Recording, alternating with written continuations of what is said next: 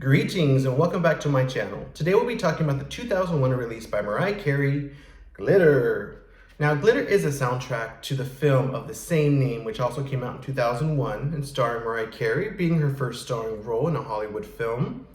Now, the general consensus is that the film is not very good. In fact, it's called one of the worst movies of all time.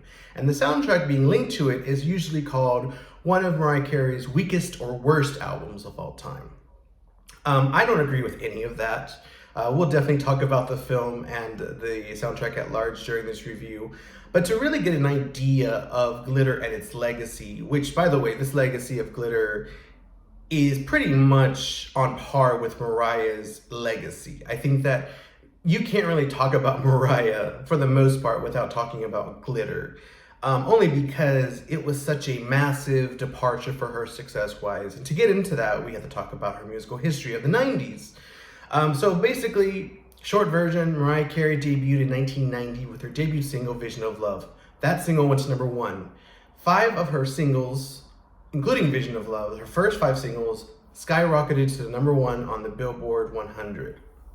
After that, she had a slew of #1 singles through the 90s, up until 2000 with Thank God I Found You.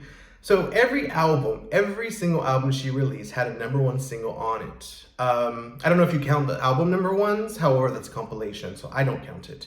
And her Christmas album, Merry Christmas, did not have #1 in the US at the time. However, retroactively, All I Want for Christmas Is You did become #1, so I guess you could count it.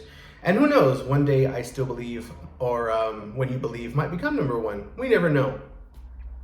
However, when she decided to put out a movie, she put a lot of energy into it, into the soundtrack, into the film, and there was a lot of hype around it. However, early reviews were negative, and things around that era just weren't great for Mariah. She got a lot of bad publicity. The album came out the same day as the 9/11 attacks, and the film came out. Both of them just didn't do very well. The album debuted at #7 on the Billboard charts. Mind you that at the time she was used to debuting at #1, or at least getting to #1 eventually for her previous albums. Rainbow, Butterfly, Daydream, Music Box, her debut, all of those went to #1. She was very much used to #1 and having #1 singles. And that just wasn't happening with Glitter. Not to mention she was having some personal issues that the media exploited, trying to make her sound like she was basically mentally unstable and portraying her as a lunatic who was just basically going around on media appearances acting bizarrely. So it just wasn't a great time for Mariah, who spent most of the 90s very conservatively dressed. She was married to Tommy Mottola and very girl next door, very sweet, kind, demure. She kind of broke free of that image in 1997 with Butterfly, where she wore sexier clothing. Although you could tell this, she was still the same Mariah. She just, just different clothes. In my mind, I think she'd always been like that. I think if you look at her interviews, she's always been like a diva and over the top, campy, funny. I don't think she was ever like this church girl choir, doing Letterman. I saw that in early Mariah. And she had a lot more fun with her image. But she got the chance to do a film originally called All That Glitters, which was supposed to be a semi-biopic about her, although it's drastically different from her life. It leaves out a lot of things, and it adds a lot of things that never happened to her. So it's not necessarily a biopic. However, it's not completely a stretch from what her career was and who she is as an artist. I mean, she was never an 80s artist, really, but, if she were, it's kind of like an if, like if you were to put Mariah in that set, would this have happened? Yes. It's kind of like when they were going to make the Selena sequel and the film would have been if Selena would have lived, this may have happened. Yeah, if you would have put Mariah Carey in this setting, who knows? Maybe it could have happened. But at the end of the year, the album only garnered one semi-hit single with Loverboy, which peaked at #2, and it was actually a pretty big selling single. However, a lot of media outlets picked up on the point that it was being charged like 99 cents to sell, which I think is a fair price for a single, by the way. I think 99 cents for 1 or 2 songs is perfectly fair. However, they were picking up on that. But still, if you think about it, that means that people still bought it. Am I going to spend 99 cents on something I don't want at all? No, I'm going to buy it if I want it. So they just weren't letting her have her success. It was also the biggest selling soundtrack of the year, which no one really mentions that. Mariah does. Mariah's always been her biggest fan, I think. And that she's like, hey, I had some success with this soundtrack. It wasn't a total flop. We didn't, but it's a real big story. I mean, we'll go through it, but it's quite the story, and it's very tied to Mariah's legacy. I think if you were to talk about one thing about Mariah, I think her most interesting era, I think, would be this. So I'm very happy to talk about this album. Yeah, because I did Butterfly before, but I think this one really has the juicy gossip and the depth, and it's a fun album. I'm gonna say up front, I'm going to say up front that I love this album, and that I love the movie. I have the copy of the DVD. I love it. I've had it since I was a teenager. I think it's a great film. I don't know why it flopped. I mean, I can see why it flopped at the time. However, I don't see why there's not like this cult following for it. Like you have movies like The Room and Rocky Horror Picture Show and Showgirls. However, where's Glitter's Justice, the film?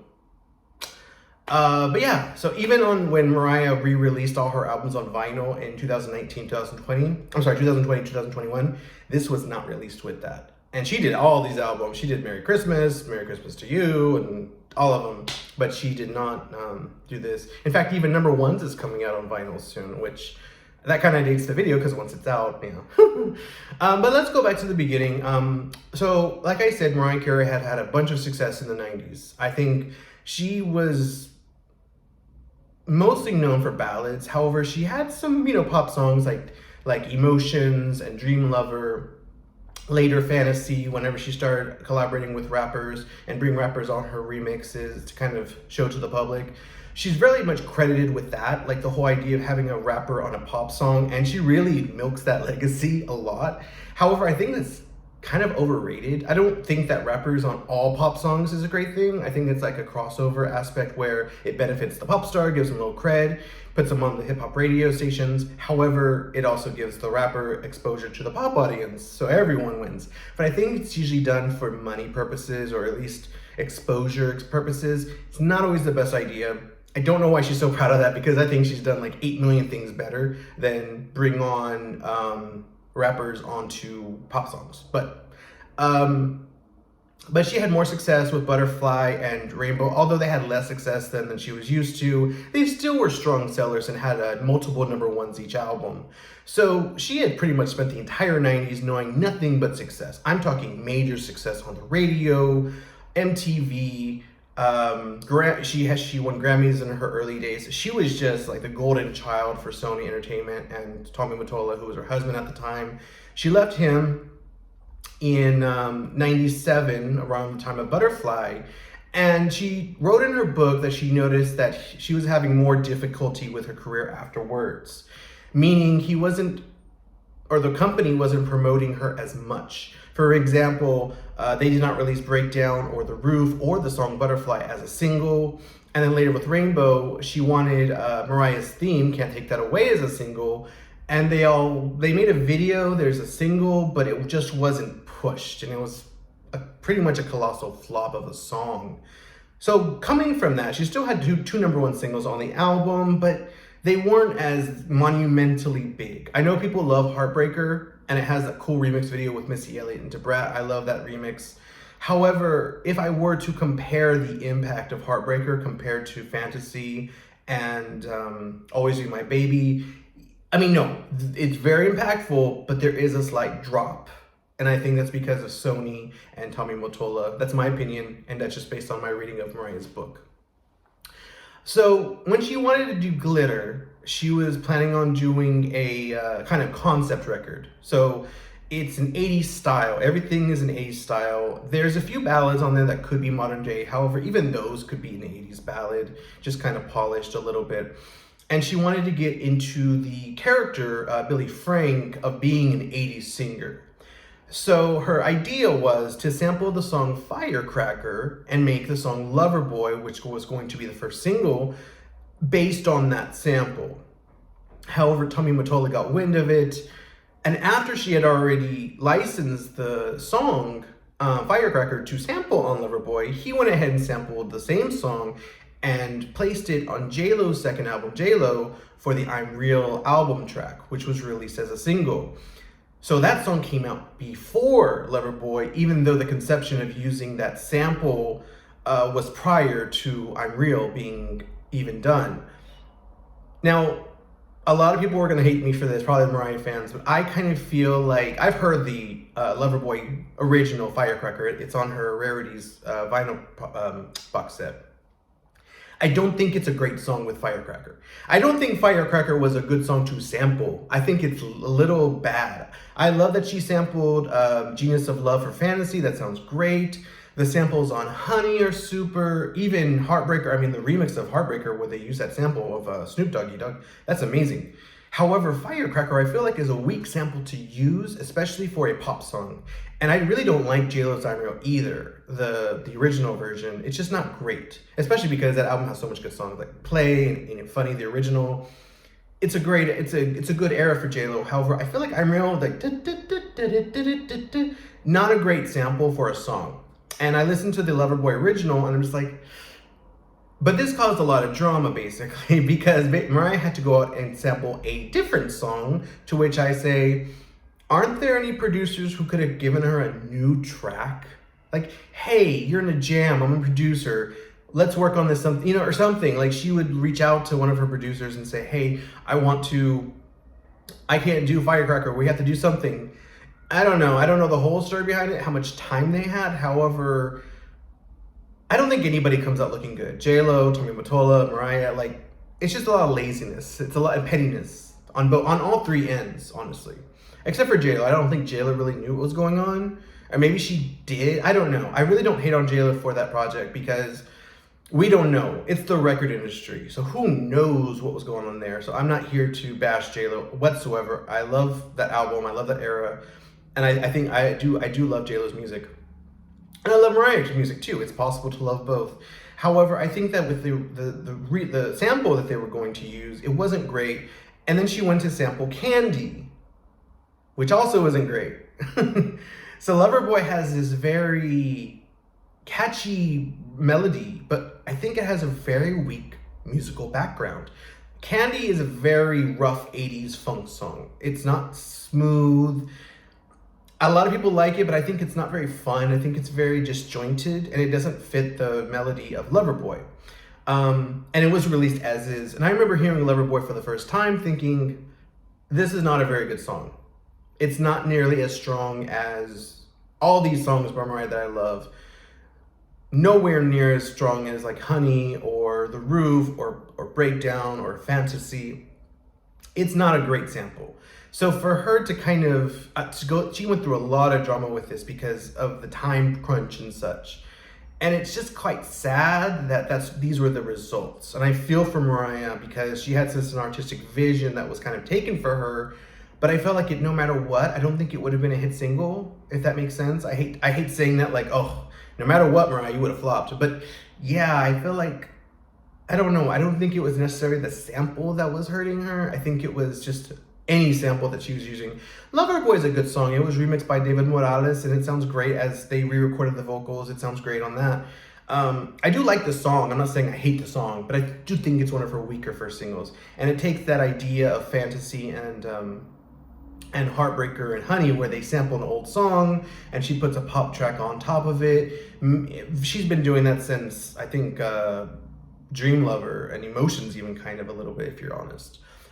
So yeah, she'd been doing that for a while. So this was kind of like, oh wait, this formula is not working anymore. And like I said, the single went to number 2. It was all over MTV for a little while. She tried to promote it. She went on TRL. People make a big deal about it. I remember watching it. She went on TRL, had a shirt that said Loverboy or glitter. She took off the shirt. She was wearing a top and shorts, and she was eating ice cream. Oh well, my God, they made such a big deal about that, like she had gone insane. Like, it was such a misogynist era, I think, of the media. I know that they still are, and they still were before, blah, blah, blah, but I think that was a particularly hateful era towards women in music. because you see the way they treat the men. Eminem, Justin Timberlake, they did much trashier things. They weren't necessarily like, I wouldn't say they were like, oh wow, so pristine. And they got away with all that Kid Rock. I mean, the stuff they did on TV and stage was much more vulgar and disrespectful than Mariah handing out ice cream on TRL. I mean, for me, I thought it was fun. I thought it was cute. I never associated that with mental illness or mental anguish. I felt like it was a fun little promo ad, and she was being different, because usually they would go on TRL and like, oh yeah, my albums came out. I wrote 2 songs of the 10. You know, Mariah was having fun with it, and she was overwhelmed with work, and she was constantly working, and she goes on TRL to work some more, and I get it. I get it when you're overworked and you have more work to do, and who knows, we don't know what happened, but I still don't even think it was that bad of a publicity stunt. I think, and it wasn't on purpose, I think it was like just because. However, I don't think it was a bad idea for her to go on TRL, and I don't see a big problem about it to this day. And I support Mariah Carey. If you're watching, I support you for doing that. I love you. I bought the CD the day it came out. I saw the film. I loved it. You have nothing to be ashamed of. So we've talked a lot about the background of the film, although there is way more. There is a lot to talk about with this movie and the album, the soundtrack, and we will. It's this one is a doozy. I read her book, and it actually did not tell me enough about the glitter era that I wanted to. I kind of feel like she did go in detail. However, I feel like I wanted to know more. I wanted to know everything, but it was a very dark era for her, so I kind of understand why she wouldn't really want to talk about it forever. Plus, you know, books have limits. They can only be so long. But yeah, I would love to know more about the Glitter soundtrack, because it's such a great era, and we know so much about it. However, it's not discussed as much because it was such a disappointment for her and a lot of people involved. So, you know, I see why, but I'm a big fan of I'm a big fan of the thing, and I would like to know more about it. So one more thing before we talk about the actual music. This was also the time that she signed with Virgin Records. They signed her to a multi-million-dollar contract, and basically after the results of the one album, they dropped her. And they gave her a financial compensation for her trouble, I suppose, but it wasn't nearly as close to what she was going to get for the multi-album deal. Okay, Virgin. I don't think you're still working, but if you are, whatever, whoever worked at Virgin, you have an artist who has sold millions of records. They have a very good, like, what do you call it? What do they call in RuPaul? Grading sheet? I don't know what you call it. Her report, like, number one album, selling millions, 2 diamond records. 2 diamond. That means one album sold 10 million in the US. 2 of those, Daydream and Music Box, both said 10 million in the US alone. You have this artist on your label. They don't do well with a soundtrack that's 80s themed, and you drop them. What the fuck?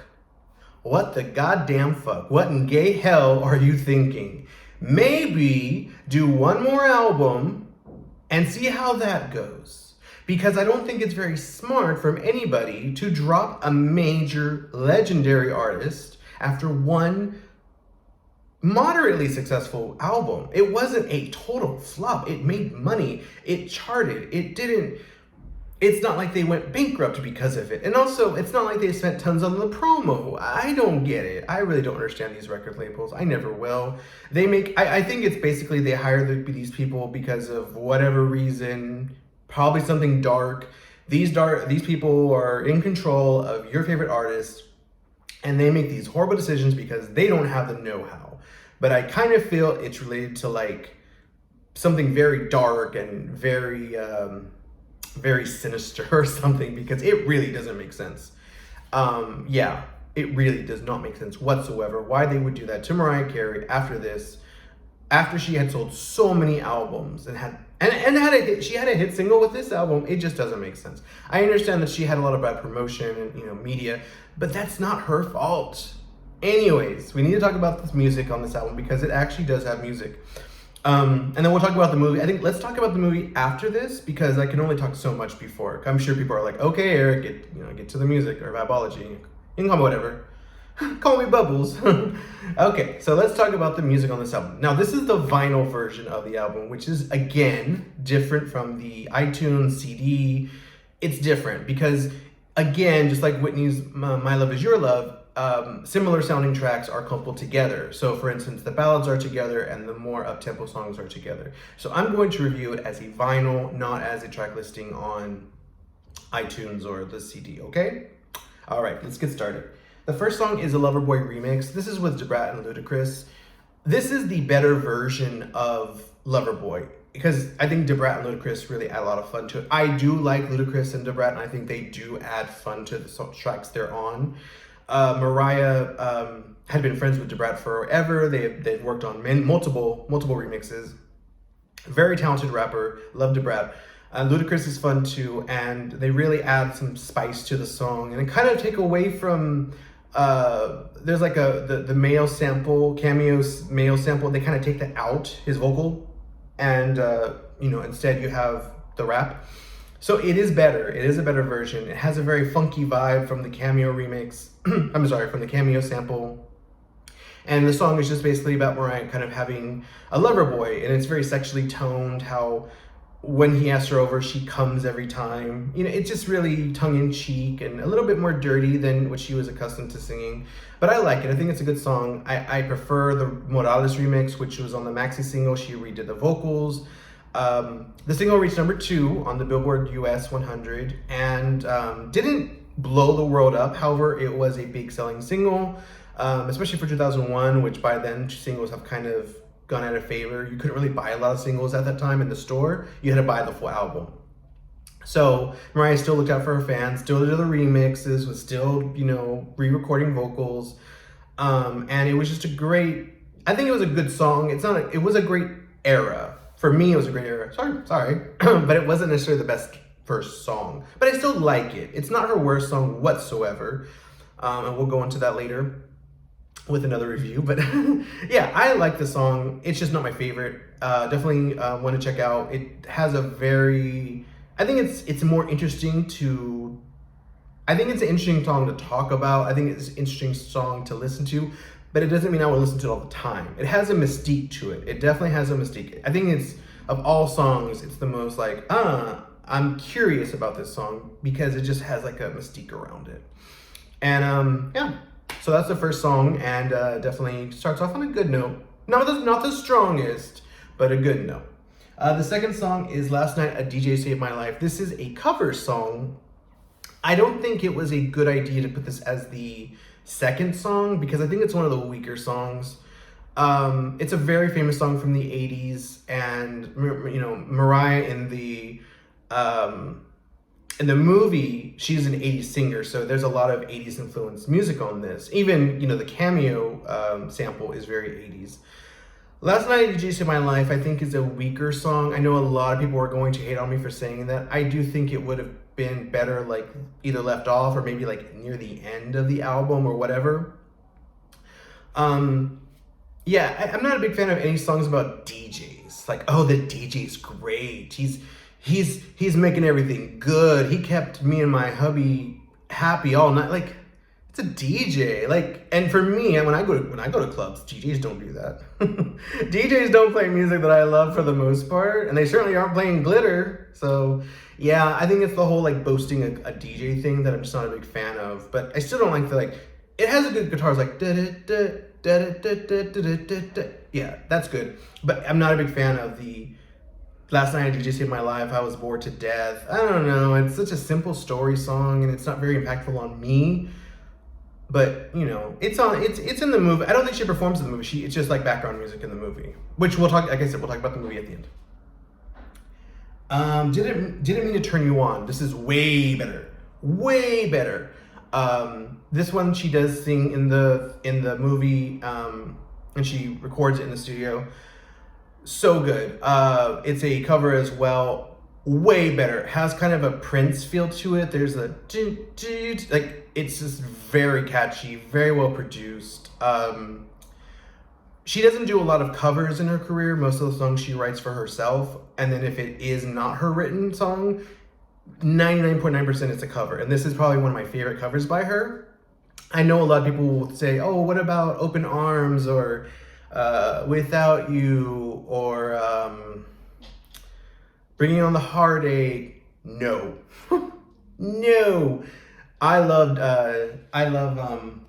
Didn't Mean to Turn You On. It's such a great song, and she really kills it. She really kills it vocally and has a lot of fun with it. You can tell she loves the song and just really just enwraps it. It's like 80s dance music, very R&B based. It's 80s R&B dance music at its best, at its peak. And Mariah really burns with it. Yeah, she really goes there. And I think it should have been a single. I really do. Check that one out for sure. Definitely check that one out. The next song is Don't Stop Funkin' for Jamaica, which is another song with a sample, although it's an original track, but it really does heavily sample from Funkin' for Jamaica.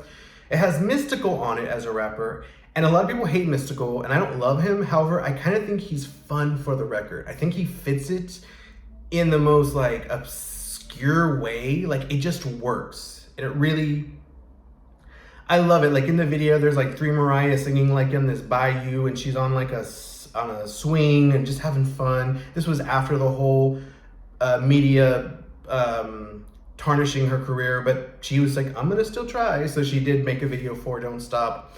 By the way, we gotta talk about the Loverboy video, which we will. Yeah, like Don't Stop. It's just a great song. It's like, and then she samples the bridge for Funkin' for Jamaica, and she sings it in the club scene in the film, where she's being what do you call it? Discovered by DJ Dice. Dice.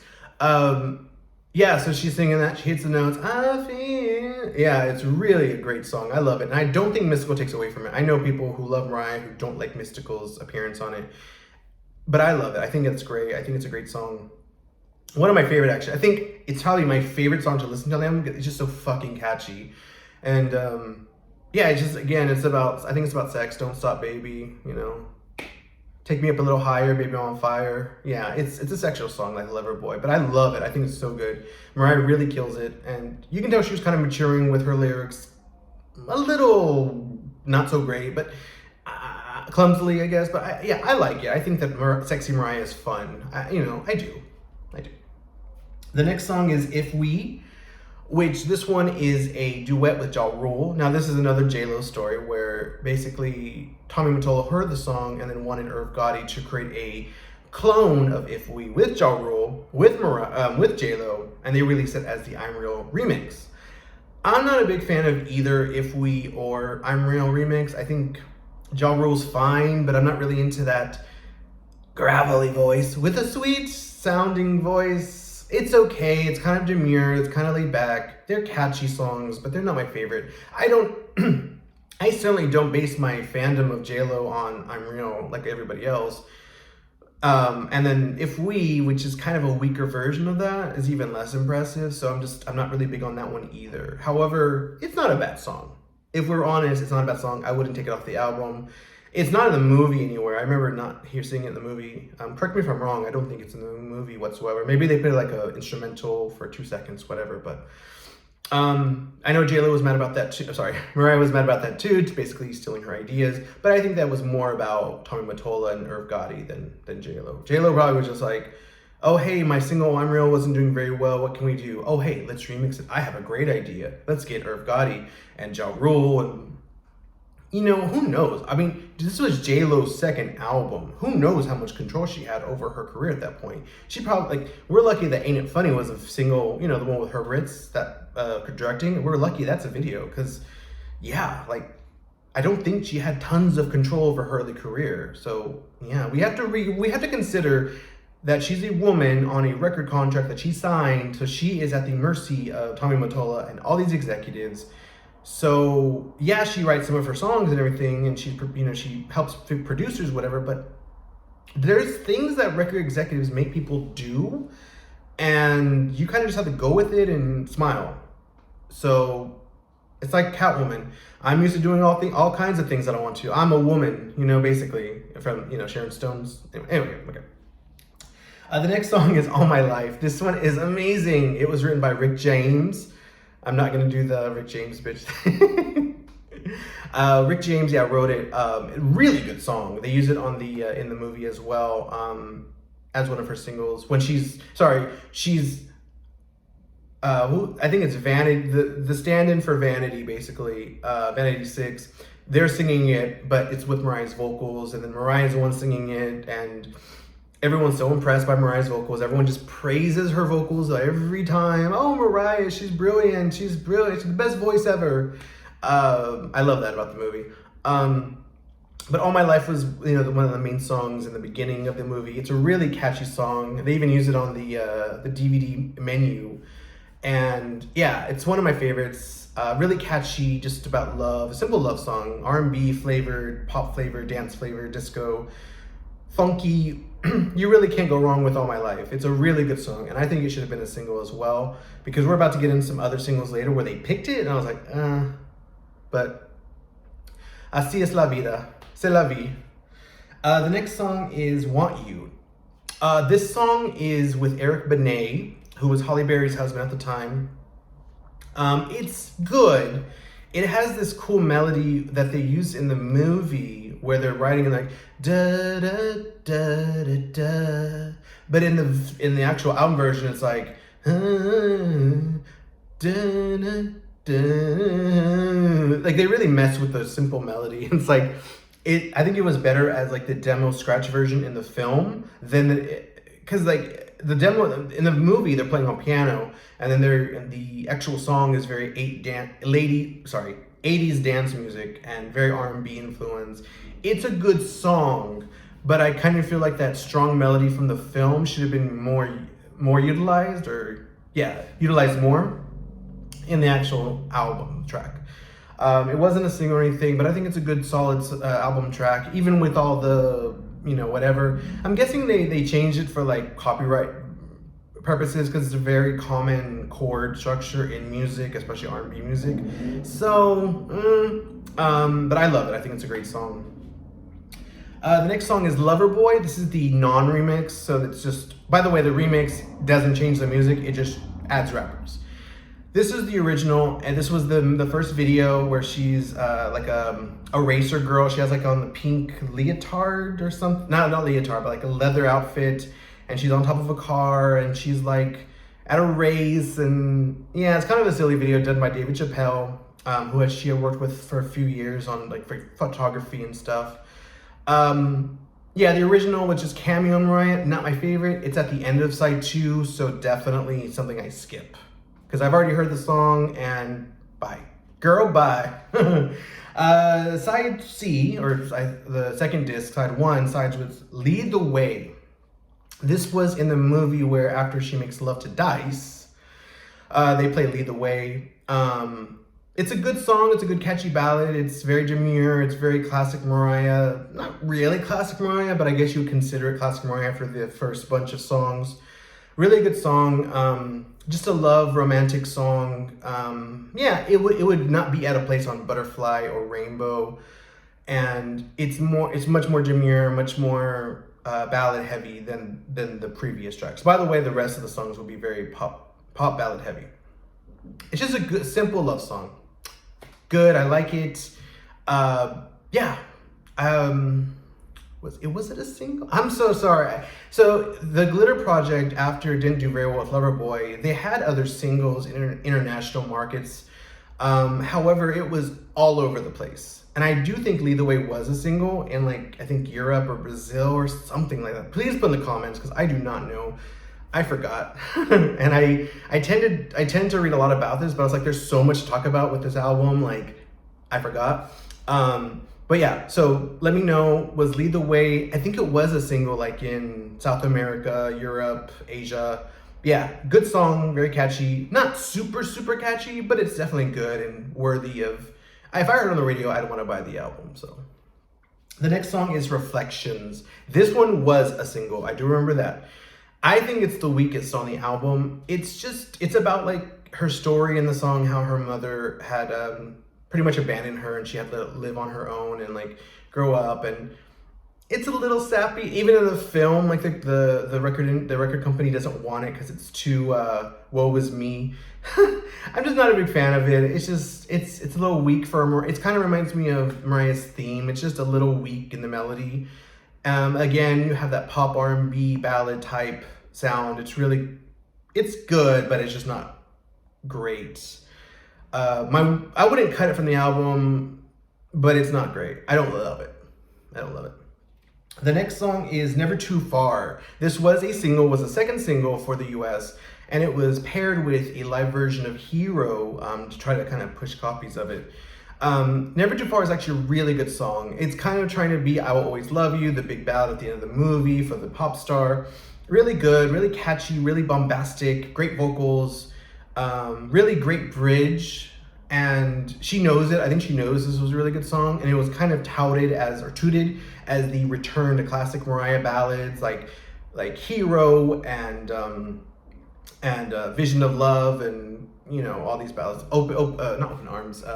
One Sweet Day. Yeah, it's just a big ballad, very big, but it's a little more. It's a little less overproduced. Sorry for the noise. It's a little less overproduced than some of her other hit ballad songs, and it's definitely one of her best ballads, I think. I know some fans who don't like it. I love it. I think it's a great song. Then our last song is Twister. This is also about, in the film, how she kind of feels lost, like she's in a twister because of her life. She had been abandoned by her mother, grew up without that connection with her father, and here she is in a bad relationship with Dice, who's this creepy guy, just horrible douchebag, and nothing's going right. Her career, it just seems like everything is in a twist, and it's a really weird, bizarre intro. It has like Dorothy or whatever, just going into a different world, and Mariah basically feels like Dorothy in Wizard of Oz kind of thing, I would say, where she's out of her element and wanting to be calm again, wanting to be with her feet settled. And it's a great song, great way to end the record. So first I will show you the vinyl, and then we'll talk about the movie. All right, so that's the back cover, which has that photo from the booklet. And then you open it, and it has the other photos. This was used as a Don't Stop single cover, which was a European single, not US. The US never had a physical single for Don't Stop, but I think it would have helped. So the film, just a quick rundown. The film is about Mariah trying to become successful in New York City as a singer. She meets a DJ named Dice, who promises he's gonna make her big. He gets her off a contract from a producer she's already working with, who for some reason later comes and threatens everybody because he was not paid, even though that's what a court is for. And I don't think he signed anything. Anyways, she becomes romantically involved with Dice, and she is best friends with Debrat, and she has also another friend in the movie, I forgot her name. Whoever that was later said that Mariah was jealous of how sexy she was and how great of a dancer she was. What? Okay. Anyway, so later on, she falls for Dice, and then the relationship is very toxic and very bad for her. She leaves, she writes a song called Never Too Far. She comes to see that he's written the same melody as her. So, synchronicity. And then she performs it on stage after she finds out that he has been murdered by the producer who wanted the money from taking Mariah. I think it's a great film. It's not camp, but it's definitely a lot of bad acting, a lot of bad decisions, a lot of bizarre scenes, a lot of they go nowhere scenes, like something will happen and set something up. For example, Mariah is raised by an alcoholic mother who sets her house on fire. Does this impact Mariah? Yeah. Does it lead down any kind of destructive road? No. Mariah really is more of a character that things happen to and she reacts. She doesn't do things and make things happen. She's the one who's singing, but then she gets discovered. They put her on their record. They produce for her. They take her to the record label. The record label does all the work. Everyone's mad at her, and everything just revolves around her. However, she doesn't really do anything. She's kind of just there. It's a great film. I love it. It's one of my top films of all time. One of my top favorites of the 2000s, by the way. I think it's probably like number 3 or number 4, best of 2000s. It did not do well on the film. Like, it didn't make money, basically. And the soundtrack was just associated debuted number 7, so it was just a big fiasco at the time. However, I do remember like Jay-Z came out with an album at the same time and did much better. So I don't think it was 9/11's fault. I just think that people had bad taste. And I'm very upset with people for ignoring Mariah and demonizing her in the media, in the public, making her a joke, a late night media joke, tabloids and all this. Her family betrayed her at the time. Her mother called the police on her for zero reason. Her brother took her to said, oh, we're going to a spa, takes her to a mental ward, which gets in the papers as well. Horrible family, in my opinion. She has a horrible family. And just exploitative and not looking out for the best for Mariah. If you read her book, you'll see what I'm talking about, which I knew that beforehand. I mean, it's the same thing with Whitney Houston. It just seems like you have a good person with talent and you're surrounded by snakes. That's really what it is, in my opinion. And luckily, Mariah Carey did bounce back. Her next album after this, Charm Bracelet, didn't do amazing, but it did do better. And it garnered her some success, and, you know, she had her acclaim and such, a little bit more. It's a good record, but it wasn't until 2005 with the Emancipation of Mimi where she really came back, got some #1 singles, multi-platinum sellers, multi-platinum album, and some Grammys. I personally don't love Emancipation of Mimi. I think it's a rather weak album, and it's very dated for 2005, which I hate 2005. I prefer Glitter to Emancipation of Mimi.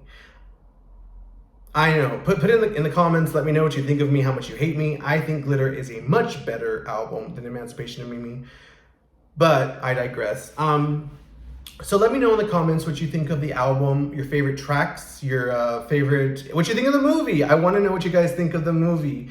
I want to know your least favorite tracks, any information you know, because I always miss stuff. I'm sure there's so much to talk about. I know that we covered the film, Virgin, the mental stuff, the media, the album itself, but I'm sure there's stuff that I missed. I know. So let me know about all that stuff. You guys are so helpful. My 8 fans have been very helpful, and great comments on the reviews. But yeah, let me know what you think of the album, and any requests for any other Mariahs. I have all her albums on vinyl now, so just let me know which one you want next. I would love to redo Butterfly because my original Butterfly review was so crap. And then I have like a picture disc, and now I have the vinyl. Like, so, I'd like to do Butterfly again, actually. So I will be doing that eventually, but I'll probably do some other albums, maybe her debut or Caution or something like that. Maybe Emancipation of Mimi. I haven't done a bitchy review once, so maybe I could do one now. It is Mariah Carey's birthday today, so happy birthday, or happy anniversary, Mariah, because she doesn't like birthdays. Happy anniversary. And thanks for Glitter. I love Glitter. I love the movie. I love the soundtrack. I think it's a great era. I think it's very fascinating, and it has a great allure. So thank you, darling. So once again, thank you for watching. And again, let me know in the comments what you think of the review and the album. So you have a great day. Bye-bye.